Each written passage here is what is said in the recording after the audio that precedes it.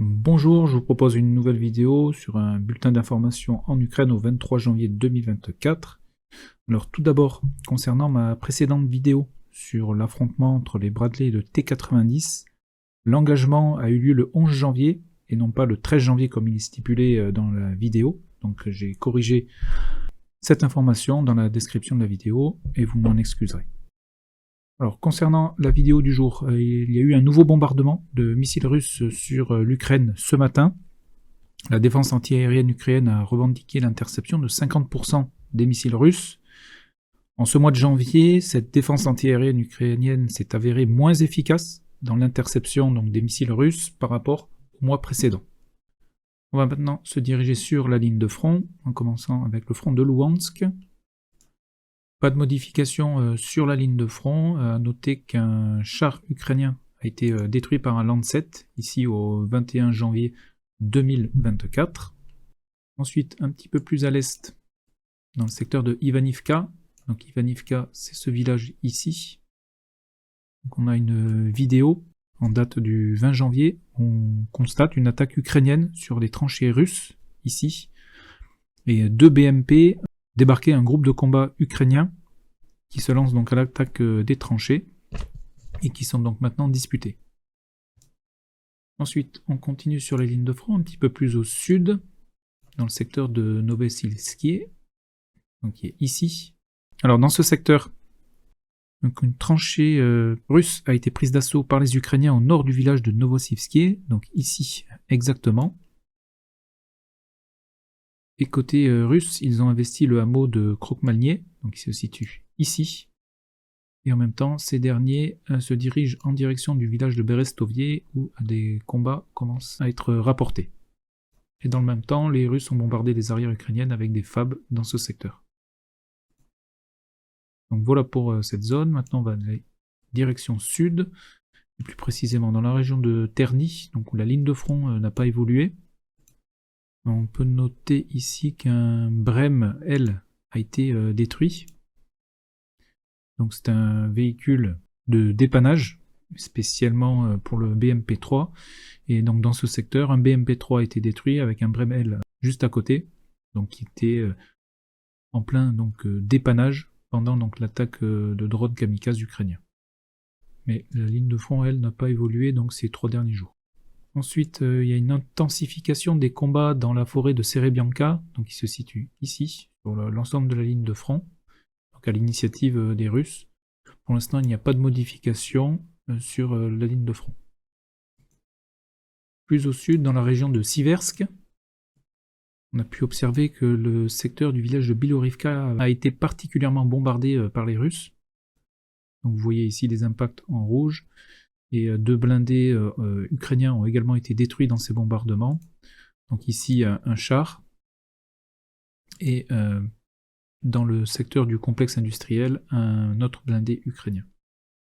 Au nord du village de Bilorivka, ici, un BMP russe a sauté sur une mine. Et il se dirigeait donc vers le sud. Et de l'infanterie russe a également été ciblée par des drones kamikazes au nord du village. Donc voilà pour la région de Siversk. Pas d'informations sur Vézelé, depuis la semaine dernière. Dans la région de Bakhmut, la ligne de front n'a pas évolué, mais il y a des combats intenses dans le village de Bodanivka. Les artilleries et les drones kamikazes sont actifs de part et d'autre. Un petit peu plus au sud, le cimetière, aux dernières nouvelles, reste sous contrôle des Russes. Par contre, il y a un petit peu plus d'évolution dans le secteur de Klishivka, où on note des gains de terrain russes, ici et ici, donc matérialisés en violet. Un T-72 russe a été perdu dans une des attaques. Les Russes tiennent une position ici, dans la bande forestière. Donc qui est toujours dans la zone grise. Et les Lancet encore ont détruit un Strela 10 ukrainien, ici au 19 janvier. Nous allons maintenant nous diriger dans la région de Avdiivka. Alors sur Stepové, il règne un calme tout relatif. Il n'y a pas eu de récente attaque ces derniers jours dans le village. Les Russes ont repris un petit peu de contrôle au nord du village de Stepovier, ici, en violet. Dans le secteur de la Dacha, Les Russes ont lancé donc des attaques à l'ouest et au sud de Kamianka, et ils ont réussi à reprendre du terrain dans ce secteur. Et ils arrivent à proximité d'une mine ici, qui est située donc sur les hauteurs, comme vous pouvez le constater ici, et qui domine donc le secteur récemment conquis par les Russes ici. Et cette mine, donc, qui domine les environs, a été bombardée par l'aviation russe au 21 janvier. On continue sur la ligne de front. La station de filtrage est bien confirmée sous contrôle des Ukrainiens. Elle a été donc bombardée par les Russes. Et la semaine dernière par des hélicoptères, notamment avec leur missile Elmur. Donc l'information de ces derniers jours nous vient du sud d'Avdiivka, où les Russes ont percé les défenses ukrainiennes dans ce secteur, et plus précisément dans le secteur de Tsarska-Okota, qui est donc ici, et qui depuis le 19 janvier 2024 est contrôlé par les Russes. Donc c'est un point fortifié, et auparavant c'était un complexe hôtelier, sauf erreur de ma part. Dans cette attaque, les Russes ont perdu plusieurs blindés et chars, ici notamment des BMP et un T-72 sur le site même. Entre autres, des conditions météo exécrables ont permis aux Russes de progresser rapidement dans ce secteur, puisque les Ukrainiens n'ont pas été en mesure d'utiliser leurs drones kamikazes et leurs drones d'observation, et n'ont pas pu également mener une contre-attaque pour reprendre la position prise par les Russes. À l'est de ce secteur, des combats de tranchées ont été observés. Donc ici, exactement, les Russes ont lancé l'assaut sur les tranchées ukrainiennes, donc les combats sont en cours. L'infanterie russe a également lancé donc, des incursions au nord-ouest de Tsarska-Okota, donc ici dans ce secteur. Et ces groupes de combat russes sont actuellement sous le feu des drones kamikazes ukrainiens. Maintenant, alors on a des informations contradictoires qui nous viennent de cette ex-base aérienne ici. Donc les deux armées revendiquent le contrôle de ce secteur, donc dans l'attente d'informations complémentaires et de confirmations géolocalisées. Je laisse pour l'instant ce secteur dans la zone grise. Donc voilà pour ce secteur. Donc cette ligne défensive là, elle tenait depuis 2014. Et c'est donc la première fois que les Russes parviennent à percer le secteur défensif ukrainien dans ce secteur.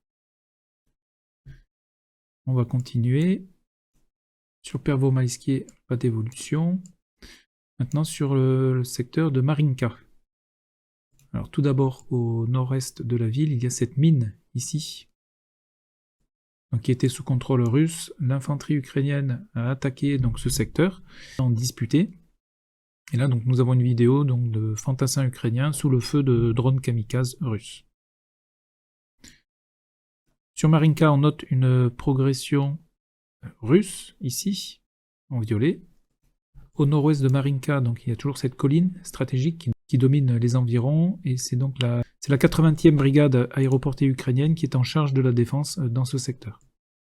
Secteur qui est régulièrement bombardé par les Russes, qui a donc apparemment est un des objectifs donc, de l'armée russe de s'emparer de cette hauteur. On continue sur la ligne de front. Sur Novomikhaïlivka, pas d'évolution sur les différents secteurs de contrôle des deux armées. Nous allons donc nous diriger sur le front de Zaporizhia, en commençant avec le secteur de Velika Novosilka.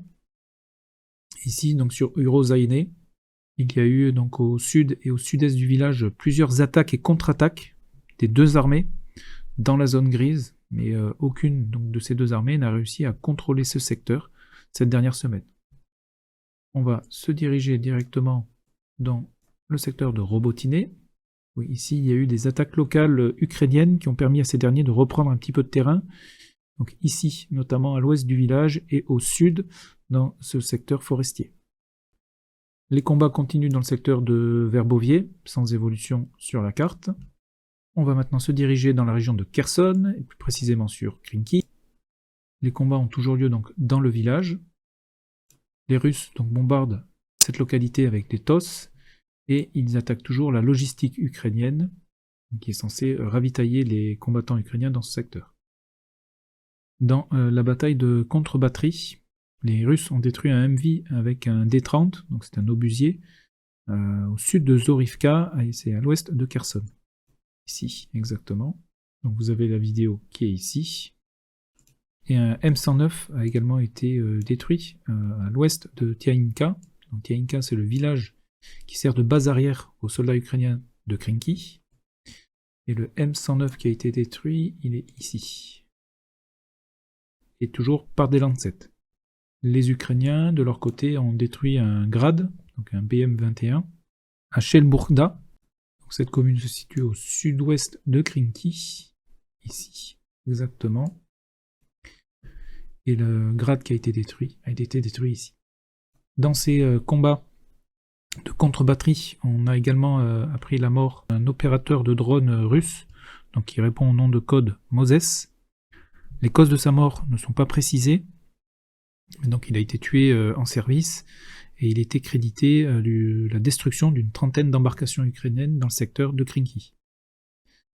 Parce qu'en effet, ces drones kamikazes ont une très faible portée, et les opérateurs drones doivent se porter très proche de la ligne de front, et donc être exposés aux frappes de l'ennemi.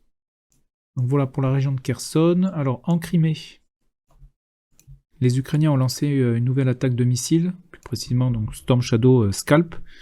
Donc 4 de ces missiles ont été interceptés par la défense antiaérienne russe dans la péninsule. Les missiles ont été tirés depuis des Sukhoi 24 dans la région de Mykolaïv, donc ici.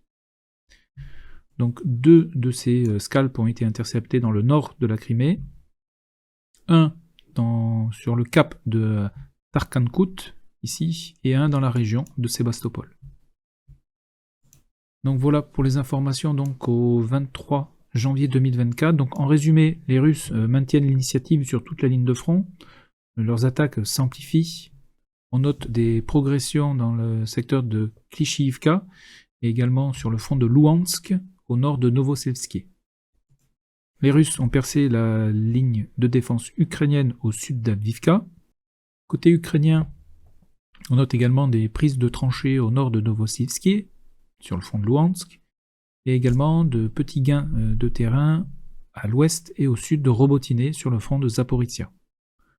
On note que les drones Lancet sont très présents sur la ligne de front et frappent régulièrement les unités ukrainiennes. Et on peut également constater une nette diminution des frappes de contre-batterie côté ukrainien. Voilà, mais écoutez, je vous souhaite une excellente journée, je vous donne rendez-vous pour la prochaine vidéo. Encore merci pour votre soutien et à très bientôt.